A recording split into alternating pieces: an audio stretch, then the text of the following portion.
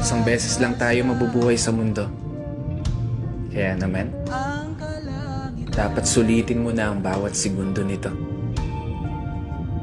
Gawin mo lang palagi yung mga bagay na tingin mo magpapasaya sa'yo. Puntahan yung mga lugar na gusto makita ng mga mata mo. Kasi isang beses lang. Oo, isang beses lang. Tayo may pagkakataon dumaan sa kalsada ng buhay na hindi mo na mababalikan.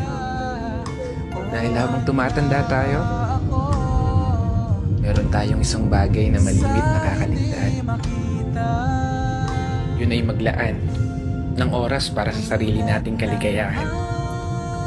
Kasi karamihan sa atin, puro trabaho na lamang nasa isip. Sa pagtulog na lang dinadaan yung pahinga habang namamasyal sa panaginip.